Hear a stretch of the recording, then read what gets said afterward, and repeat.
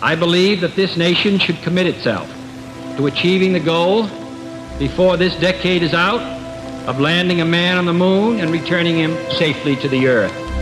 Picking up some guts. In the 1960s, an impossible dream came true when human beings walked on another world. The Eagle has landed. In all, 24 Americans went to the moon. But it took an unseen army of over 400,000 engineers and technicians to make it possible. This is the story of the men and women who built the machines that took us to the moon.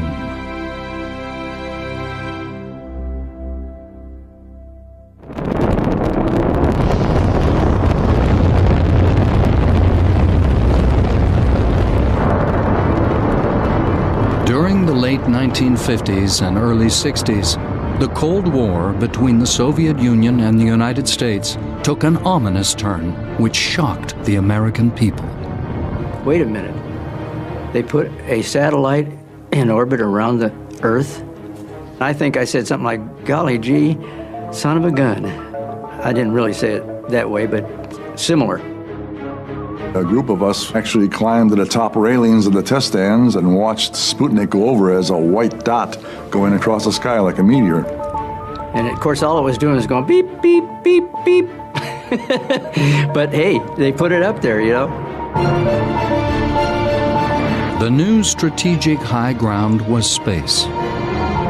And the Russians continued to chalk up an impressive list of firsts. They had launched the first man, Yuri Gagarin. They had launched the first lady, and they were really in all areas way ahead of us. So we said, we better get cracking. The Russian space program called for a response. In May 1961, President Kennedy galvanized the American people with an audacious challenge: to reach for the moon. We choose to go to the moon in this decade and do the other things, not because they are easy, but because they are hard. Because that goal will serve to organize and measure the best of our energies and skills.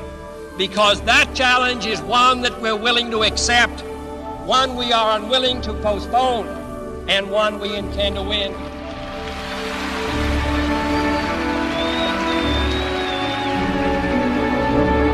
I was so proud of him, I was jumping out of my pants, practically. I mean, and I was so excited because I knew I was going to be able to be a part of it. I didn't realize the magnitude of the challenge or some of the technical requirements, but I still felt that, you know, we could do anything at that time. We were all young. We didn't know what failure meant, and we knew we could do it. Reality sets in for a moment and say, well, how are we going to do that? 10 years? That's a short time. And so it was a mixture of exhilaration and maybe even depression to think about how you're going to do this. To many, Kennedy's goals seemed almost impossible. But the president knew more than he was letting on. The key to his confidence lay in a small town in Alabama.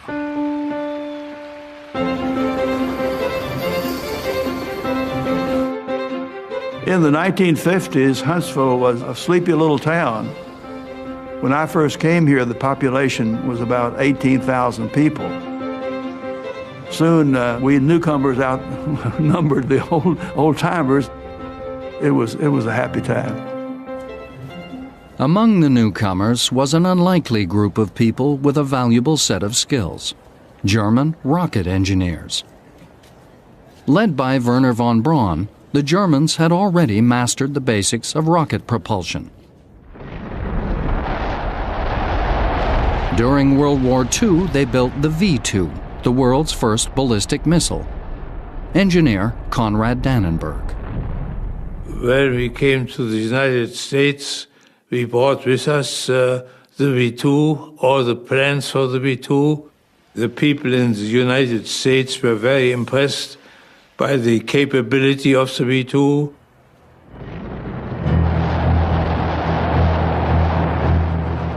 This technology was very important for the growth of the space program because these engines are more efficient, they can be controlled, and you really have a capability to work with your engines during your flight. The German people who came over were indeed very skilled people. They were, all of them, dedicated to rocketry and wanted to continue that, not from the standpoint of having rockets to launch on enemies, but the whole thing behind their thoughts was going into space, going to the moon. With the Russians leading the space race and America desperate to catch up, von Braun saw an opportunity to fulfill his lifelong dream. Von Braun was always thinking in the back of his head, we're going to the moon. That's what he wanted to do. And it infused everybody. We all wanted to go to the moon. All you had to do was talk to him 5 minutes and you were ready to go. He was very charismatic. You know, he could sell a refrigerator to an Eskimo. Von Braun turned his persuasive skills on the new president. And that, of course, was what eventually led President Kennedy to announce a trip to the moon. I'm sure he had been influenced by Wernher von Braun. Even before Kennedy's announcement, von Braun's team was designing a family of rockets they called Saturn. First on the pad was the Saturn I, almost 200 feet tall and with a thrust of 1.5 million pounds. When it lifted off, the engineers could not suppress their excitement. Ignition. All engines running. Thrust commit. Launch commit. Lift off.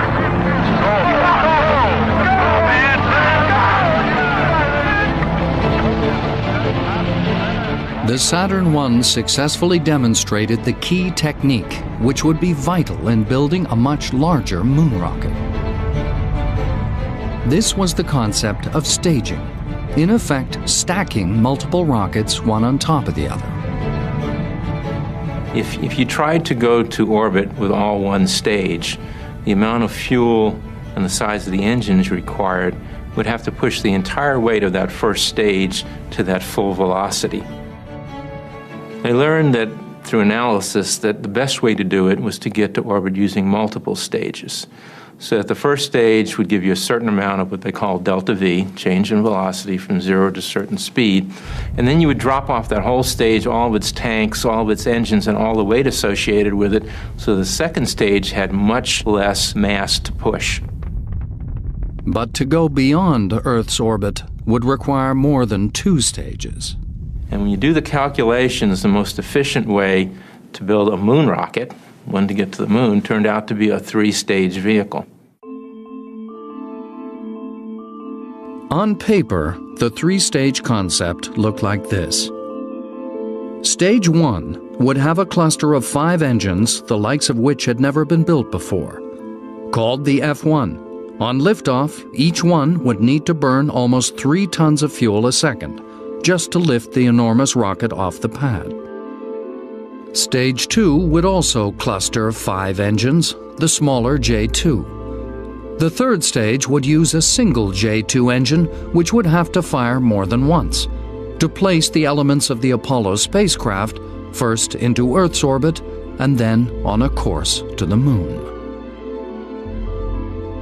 When assembled, it would be the largest flying machine the world had ever seen.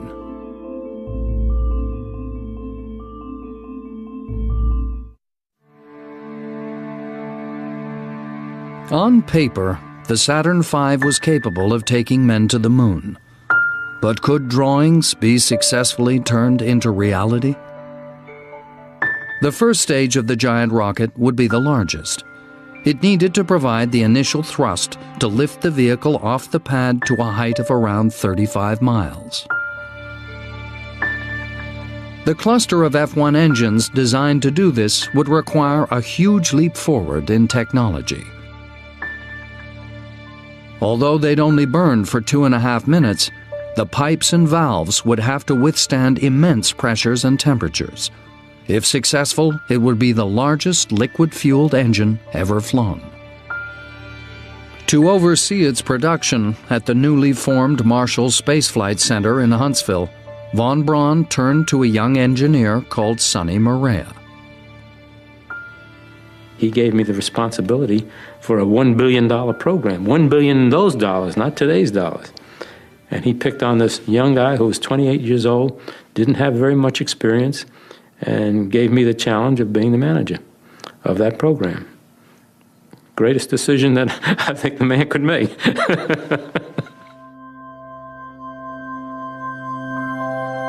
Building such a large rocket engine would also require a test facility on a similar scale. When you fire the first stage engines of the Saturn V, you develop 7.5 million pounds of thrust. That's tremendous kinetic energy coming out of those exhausts. And of course, you couldn't let it project the exhaust directly in the ground because pretty soon your test stand would fall over. So instead, you use a flame bucket to catch the exhaust gases and then deflect them outward. The huge amounts of energy unleashed posed problems for those living nearby. Under certain weather conditions, the shock waves from the engines would become trapped close to the ground and travel a long way cross-country. In fact, the first few firings, we were breaking windows in downtown Huntsville, which is over the hills to the rear here, and we knew we couldn't keep doing that very long or we're going to lose the support for the space program in the city of Huntsville.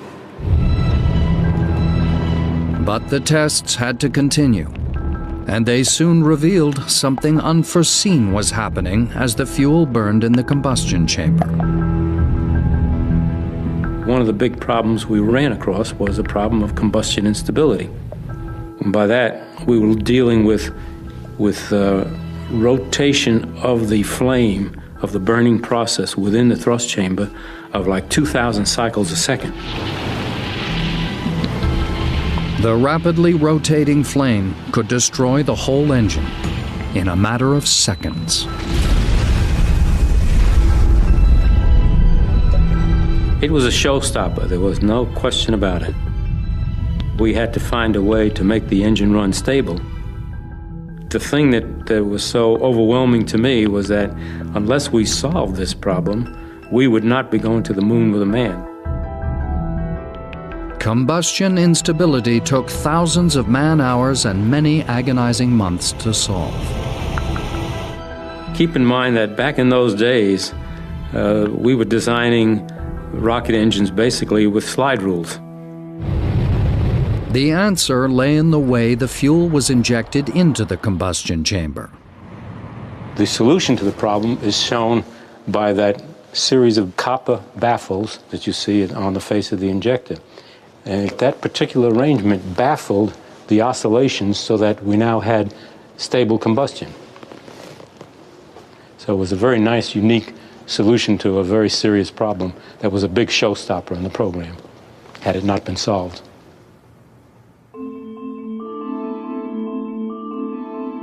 With the construction of the first stage well underway, the building of the second fell to the engineers at North American Aviation in California.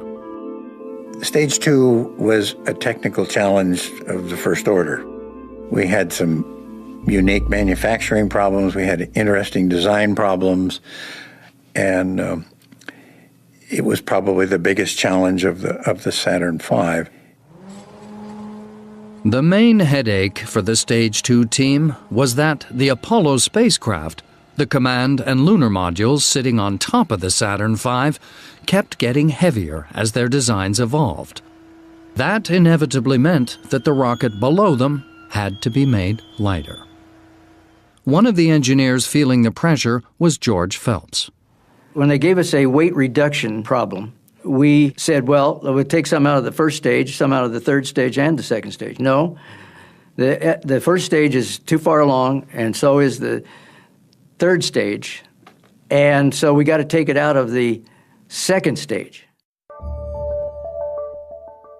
A radical solution was needed, to shed weight from the second stage. Normally, 2 separate tanks stored the liquid oxygen and liquid hydrogen fuels, with a temperature difference between them of over 120 degrees Fahrenheit.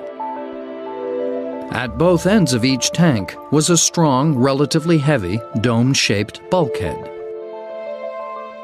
So to save weight, somebody came up with the idea to eliminate one bulkhead. This was the biggest, I think, the biggest challenge on that stage. To have one bulkhead to separate the 2 fuels. The stage would now have only one tank, and the fuels would be separated by just one divider, known as the common bulkhead. This arrangement had a double benefit. It got rid of one of the heavy bulkheads, and it reduced the overall length of the stage. But it also meant that 2 liquids at vastly different temperatures were right next to each other. And we had a divider that was about that thick. That was the most difficult problem that we had to solve, but we did it, because engineers can just about do anything.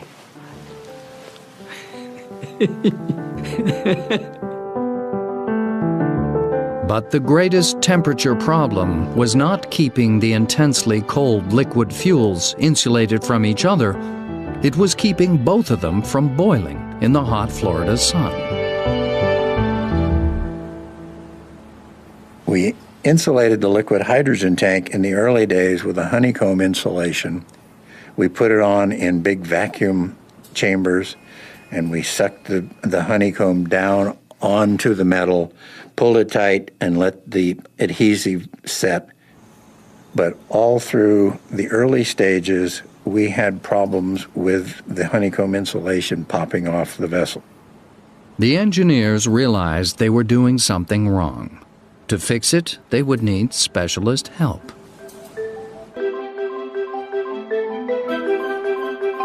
We were manufacturing the vehicle at Seal Beach in Southern California.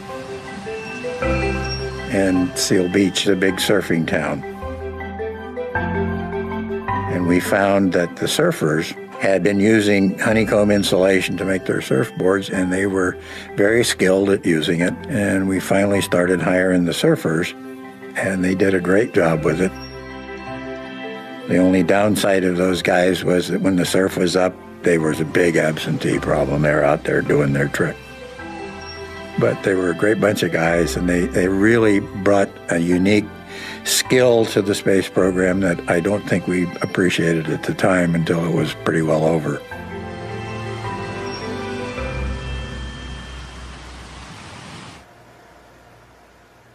The Saturn V's third stage was also under construction in California, at the Douglas Aircraft Company. The third stage had the job of propelling the Apollo spacecraft out of Earth orbit on a trajectory to the Moon. Among the engineers working on it was Don Brinka. Well, the third stage for us at Douglas was one of the biggest stages we've ever made. It was 22 feet in diameter. As with every part of the Saturn's hardware, testing was critical in ironing out the problems which had been overlooked. We were preparing to test the third stage at our facility, and I was the director of test operations. I was responsible for all testing. I was sitting at my table in the control room, monitoring all the other events that were going on and watching for any problems and following the countdown. The stage was fully tanked and fully pressurized. We were progressed satisfactorily up until the point moments before ignition, and when we had a component fail.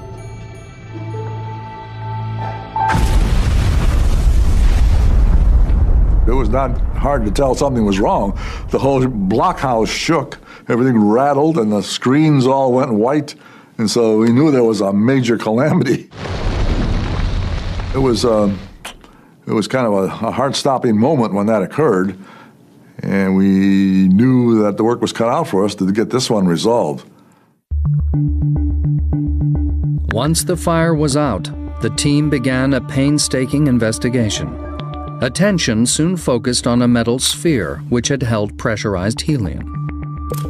In the process of going around and looking in the test stand, we noticed that one of the spheres, we could only find a half of it. And that was an important clue as to what had caused the explosion. So that's when we zeroed in on the conclusion that the sphere came apart. So then we did a series of tests and found that the wrong material had been used to weld the spheres together, and found that under pressure it would come apart. It was a real exercise for the engineering staff. It was very stressful, long hours, because you wanted to find it as soon as possible. We had a flight stage failure, and without that stage, you would not get to the moon. Douglas wasn't the only company having problems with their welds.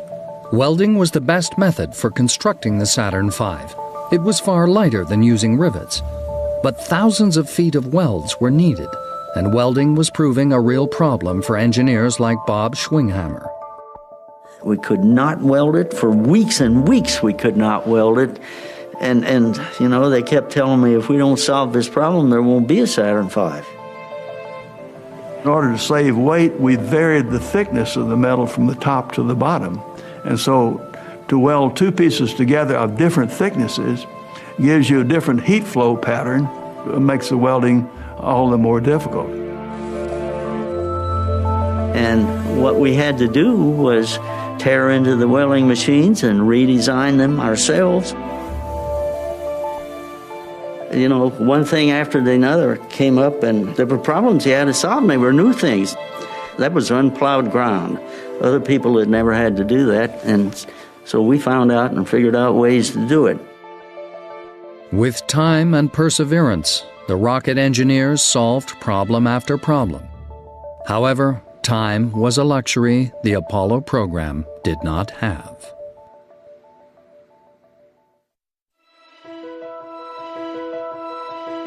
Early in the Apollo program, NASA realized it would have to drastically accelerate the development of the Saturn V in order to meet the deadline of placing a man on the moon by the end of the decade. NASA headquarters had made the proposal to skip one of the missions that von Braun had initially proposed, and to go what later on became as the all-up concept. And what that meant was that we take all the stages and we take them to Cape Kennedy, we stack them, pile them up on each other, and then we would run the test. Well, the risk of all-up testing is that if anything failed, any part failed, we would lose the vehicle.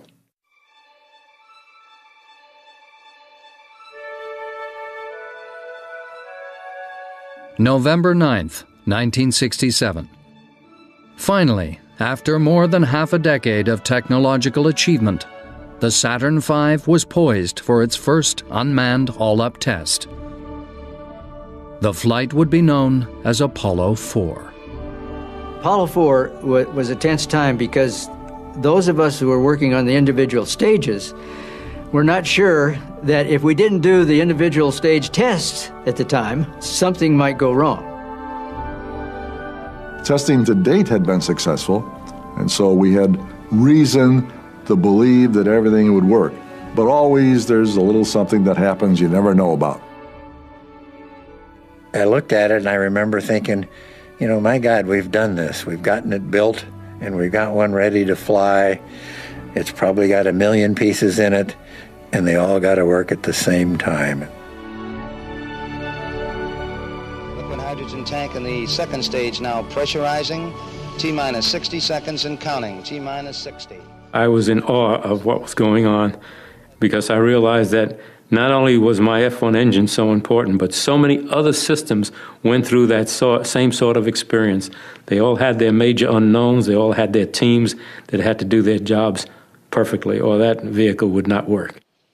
T-minus 50 seconds and counting. We have transferred to internal power. The transfer is satisfactory.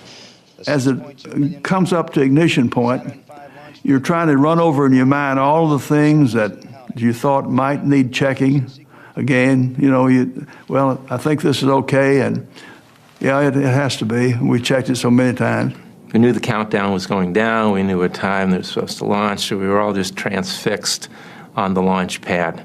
15, 14, 13, 12, 11, 10, 9. Ignition sequence starts.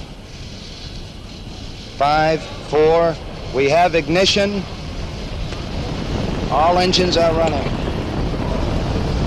We have liftoff. We have liftoff at 7 a.m. Eastern Standard Time. The tower has been cleared. The tower has been cleared.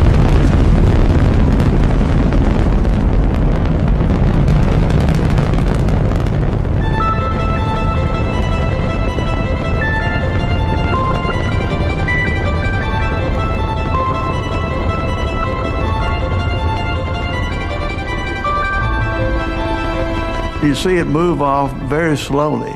Oh, what's wrong? It's never going to go. Come on, go, go, go, go. You want to coax it, get off of there. You say, my God, that's, thousands of tons, and it's moving so slow you think it's going to fall over.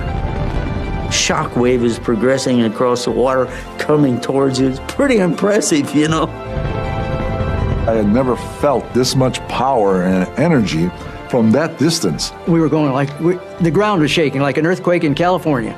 It was absolutely incredible. You thought that you were going to be knocked over with the power of that. I did hear women saying, oh, oh, oh, ooh, ah, and then clapping.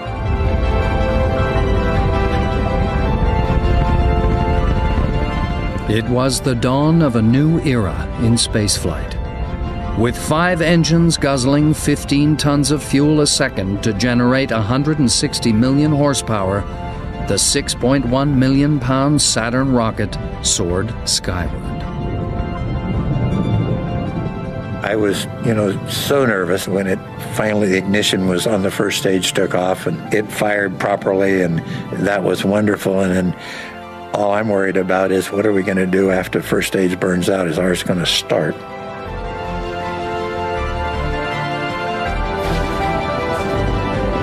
And so we're watching the data, and we're watching the data, and we're watching the data. I don't think I breathed for 8.5 minutes. We drop the interstage, which is pretty neat, and we ignite the J2 engines, and they all come up to thrust. And we say, it's working, it's working, it's working. Phew. And that's what we thought, phew. And we ran out of fuel, and the fuel cutoff sensor said, we're out of gas. And then the S4B ignited, and it took off. And to me, that was all over by that time. My part was done. Apollo 4 had been a near-perfect flight. Suddenly, the president's goal seemed much closer. After the success of Apollo 4, the Saturn V's second all-up test, Apollo 6, was set for 5 months later, in April 1968. The men who had built her felt confident. We have liftoff. Liftoff at 7 a.m. Eastern Standard Time. We figured, let's just sit back and relax, because there's no other problem that could occur. I mean, we flew it, we did an all-ups test, and it flew perfectly, and so no problem. Mark, 1 minute 25 seconds. Pass through max Q, still looking good. As Apollo 6 lifted off the pad, the mission looked like it was going to be another textbook performance. Intermittent at this time, standing by. But less than 2 minutes into the flight, things started to go seriously wrong. The engines were firing, and they were vibrating. We expected them to vibrate, and they're attached to a thrust structure. And the thrust structure was being excited by the engines, and it was vibrating. Within seconds, the vibration strengthened and began to oscillate up and down the entire length of the rocket. If you were unlucky enough to get the oscillation in the thrust chamber tuned to the oscillations in the pipe itself, and they would tend to amplify each other.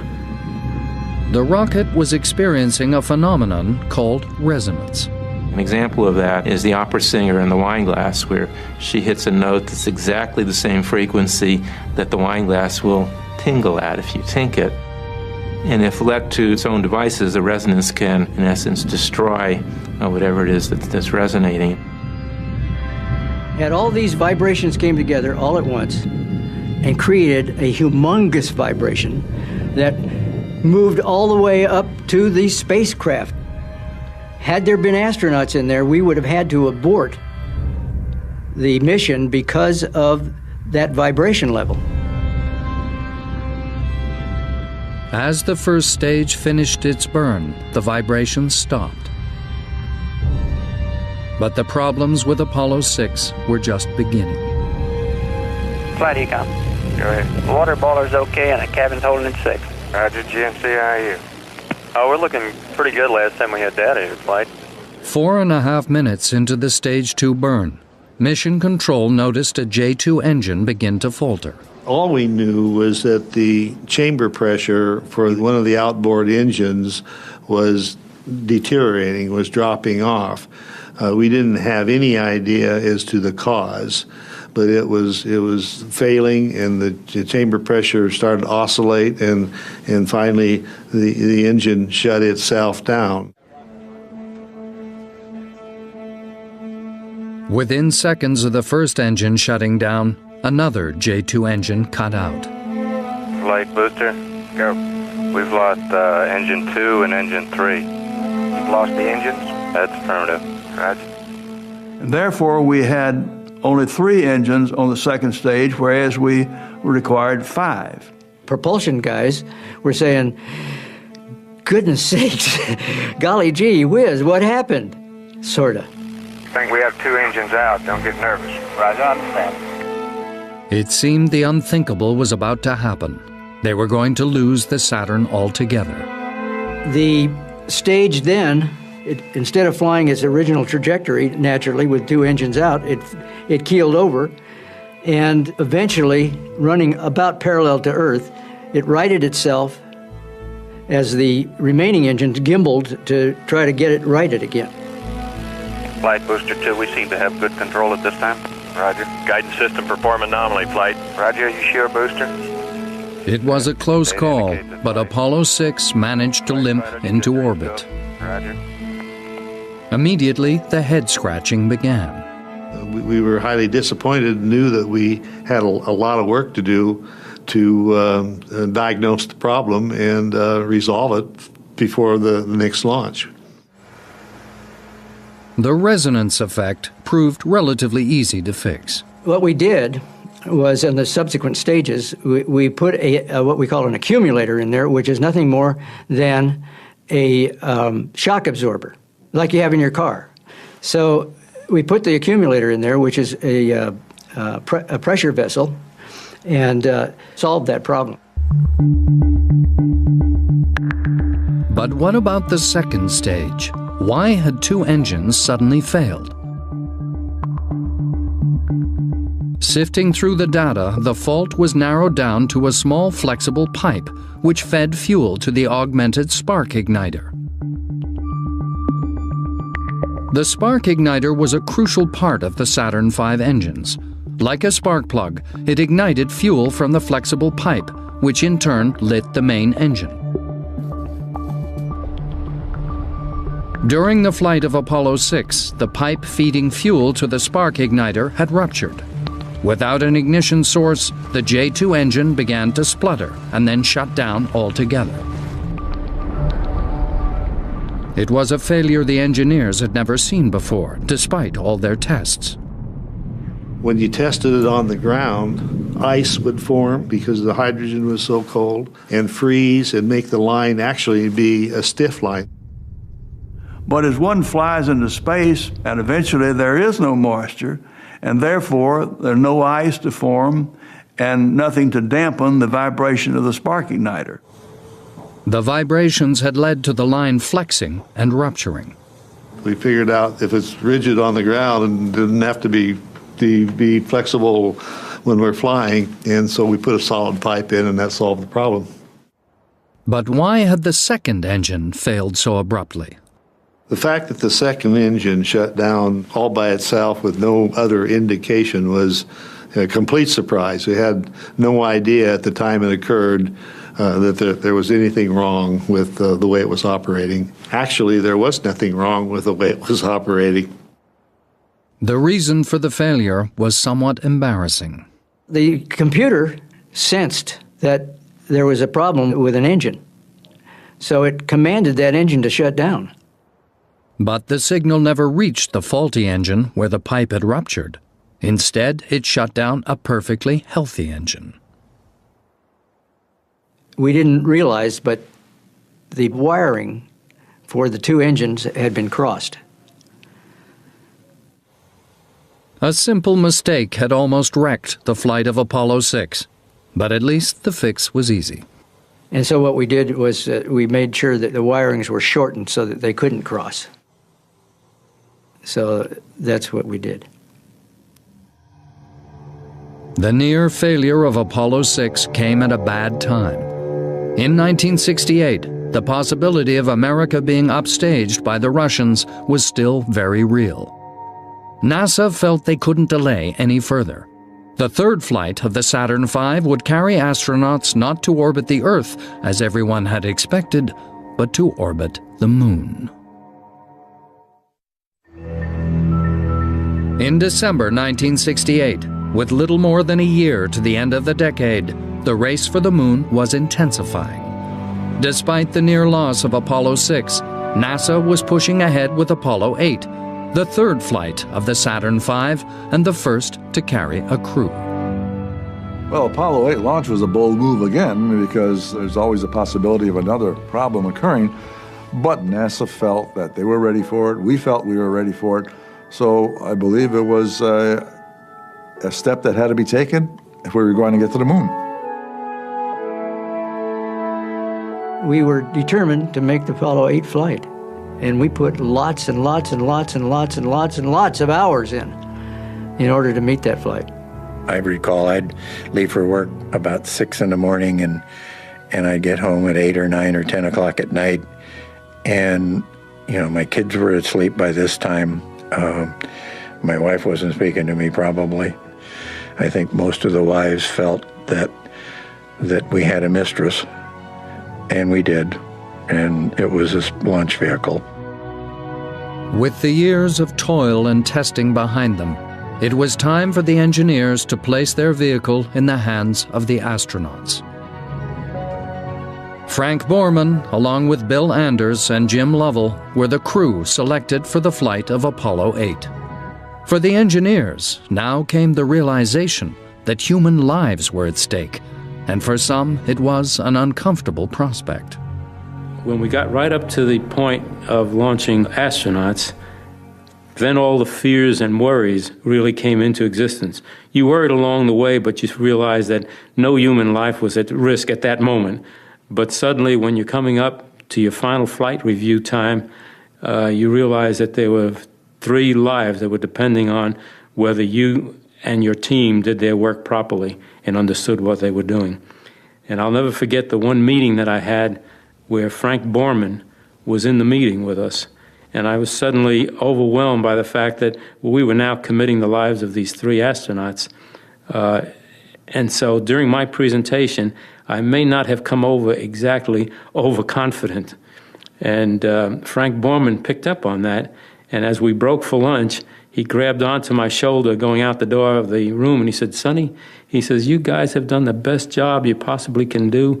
We followed the program. We understand what's going on. We know what the risks are, and we're prepared to take them.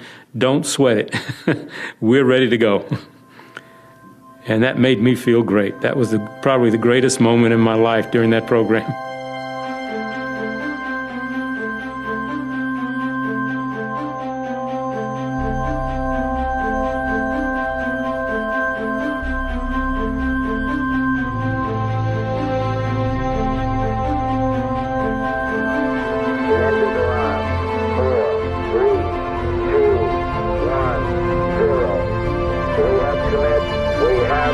We have liftoff.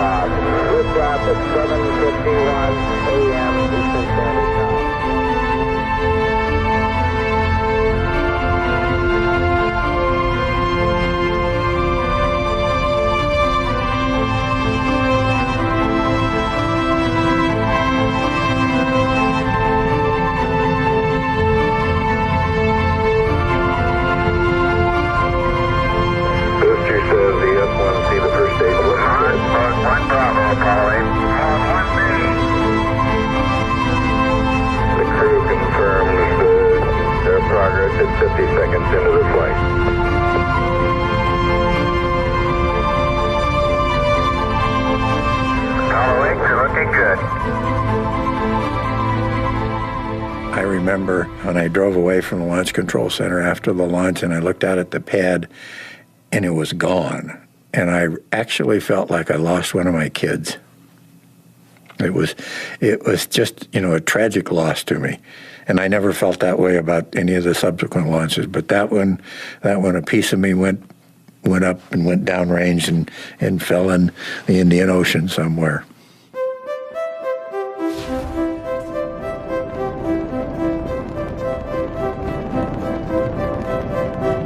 After the first and second stages were spent, the astronauts now relied on the final third stage. Its first task was to place the Apollo spacecraft in a parking orbit 215 miles above the Earth. Apollo 8 Houston, you are go, over. And then to send them to the moon. As the third stage was orbiting the Earth and the checkouts were in process, the engine had to be reignited. That's called translunar injection. And that was very tense because the whole program depended on that engine starting appropriately. TLI was always a tense time for the entire team. And yours truly certainly was an intense time because we were counting on that engine igniting precisely at the right time and burn precisely as long as it needed to burn to give us the precise velocities that we needed to reach the moon properly. Apollo 8, you are go for TLI,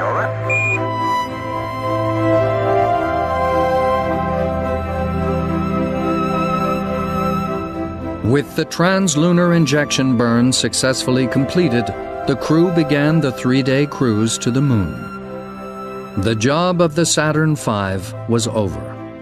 For each 2-week Apollo mission, the rocket fired for less than 15 minutes.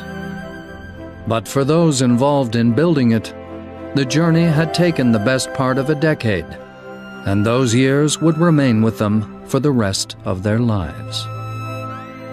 I'm 94 years old right now, but I still look fondly about the good old days when we worked on the Apollo Saturn program with Werner von Braun. It was one of the highlights of my career. Some of the problems that we solved and the solutions were so elegant. It just brings tears to your eyes sometimes when you think of, that was the problem and this is how we solved it, and we solved it really well. It was such an incredible thought that man could leave the planet and actually go to the moon that man has been looking at for thousands of years, and then you say, we're up there.